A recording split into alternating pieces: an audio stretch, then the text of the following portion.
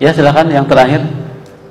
Assalamualaikum warahmatullahi wabarakatuh. Waalaikumsalam warahmatullahi wabarakatuh. Iya Ustaz, mau bertanya.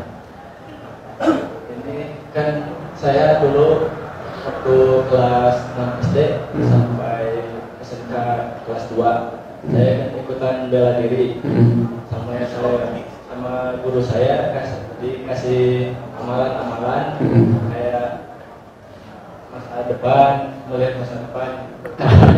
Si eta mah Doraemon. Tapi terasa Pak, kalau dikasih air, airnya beda Pak. Rasanya kalau diminum tuh nyetrum. Rasanya Pak. Terus kalau harus bawa syarat-syarat kayak apel gitu Pak, macam-macam. Nah, waktu itu teh rasanya Pak di rumah Pak, saya pernah sering mengalami mimpi ular, terus Pak. Terus sering melihat makhluk-makhluk yang itu Pak, sampai kata guru saya pasti ada kodam. Saya nggak tahu Pak kodam itu apa. Kodam itu apa ditanya kayak singa. Terus saya setiap mikir tuh saya melihat itu Pak, singa kecil putih kayak gitu Pak. Saya tuh risih gitu Pak, gak nyaman gitu dengan keadaan ini. Pas selama mempraktekkan mah gak sadar gitu Pak. Pas waktu sering kajian saya itu sadar salah Pak. Saya itu tobat gitu, menjauhi perbuatan itu Pak. Tapi sekarang masih kerasa Pak, kalau sholat suka ada kayak bisikan, tapi gini iblis kayak bilang gitu Pak. Terus saya itu berusaha menghilangkan itu kayak gimana gitu. Saya itu nanya ke Ustaz, ya lawan aja. Saya itu berusaha Pak, apa itu jin masuk ke dalam diri saya atau apa. Saya juga pernah waktu siang itu Pak, saat nonton TV biasa, tiba-tiba saya tuh kesurupan sendiri Pak, kayak macan gitu gerak-geraknya. Iya. Antum suka berat di sini? Pundak? Banyak Pak terasa. Oh, banyak ya. Sesak? Tanya menggigil ya. Menggigil sama menggetar ya. Sama dingin ya. Antum benci ke saya enggak? Enggak Pak. Marah enggak? Enggak. Takut enggak? Enggak. Bagus. Iya. Itu yang takut setannya ya. Menggigil itu takut ya. Jadi dia nggak nyaman di sini, hadir di sini nggak nyaman kajian seperti ini. Karena dengan kajian seperti ini ketahuan rahasia dia itu ya. Jadi antum kan bertanya, apa hodam itu? Terus apakah ada yang masuk di badan saya? Itu antum kan dimasukin sama sendiri ya, sama gurunya juga. Dimasukin, otomatis masuk ya. Waktu dulu juga kan waktu latihan semalaman, waktu subuh saya itu kan telat sholat. Otomatis kan sholatnya siang. Saya itu biasa zikir kan. Zikirnya apa zikirnya? Amalan zikir biasa. Ya, apa yang dibaca? Yang dibacanya apa? Kayak tahmid kayak biasa gitu Pak. Berapa puluh kali? 33. Cuman akhirnya kata guru saya itu harus ngamalin amal gitu Pak, biar tajam katanya.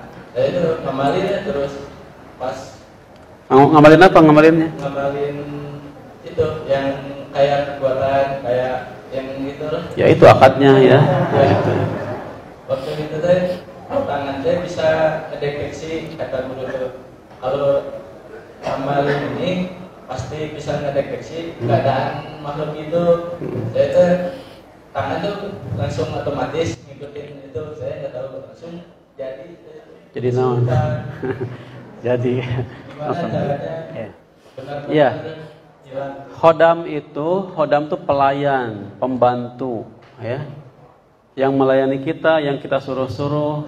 Dia disuruh apa? Dia disuruh ngedeteksi sama antum kan? Dia disuruh menguatkan antum, beri kekuatan, dia disuruh antum jadi berani ya, nggak ada takutnya. Dia disuruh-suruh gitu, pelayan. Khodam itu pelayan dari bangsa jin. Ya, itu nggak boleh. Karena bukan dia yang disuruh sebetulnya ujung-ujungnya. Dia yang nyuruh kita. Nyuruh nggak sholat, nyuruh nggak dzikir, nyuruh emosi, ya, mudah marah kan gitu. Gitu, nyuruh menjauhi tempat-tempat yang baik gitu ya.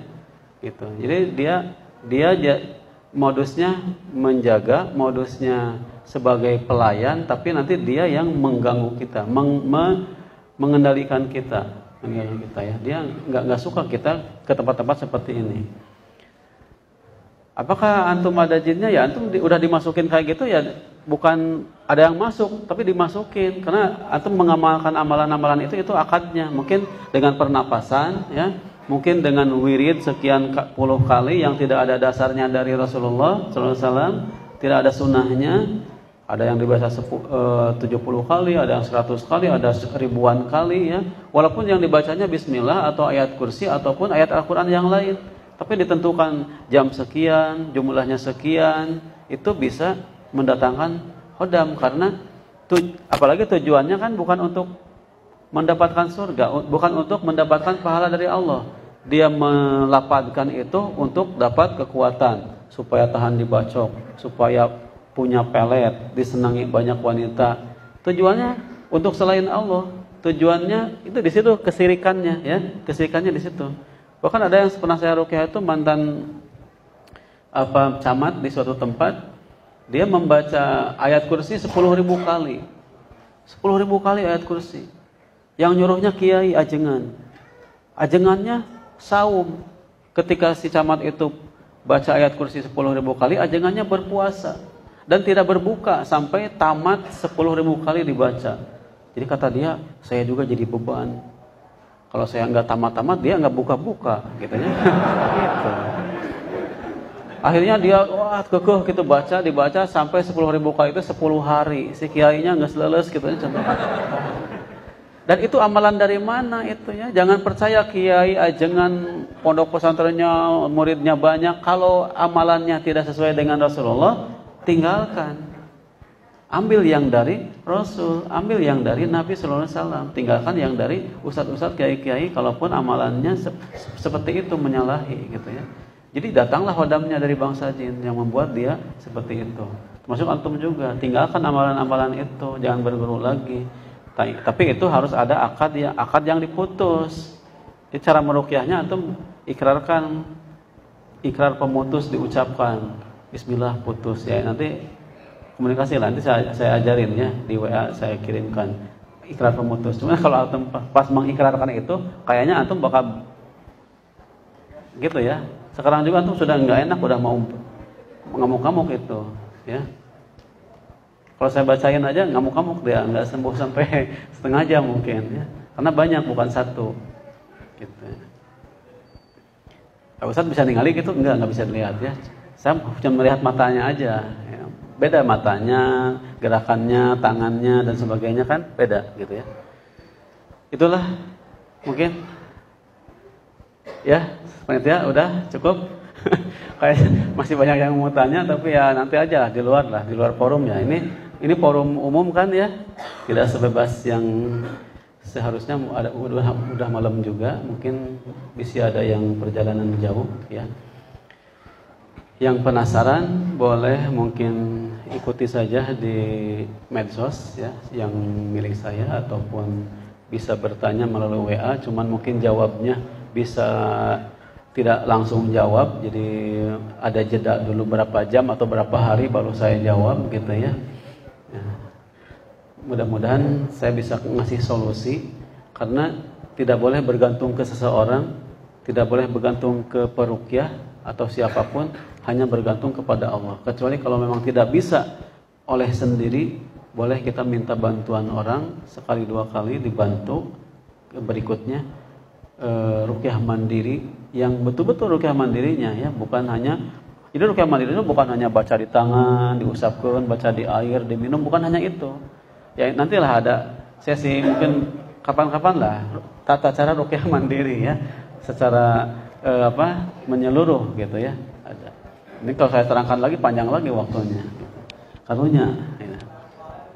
Demikian mungkin, mohon maaf ya dari awal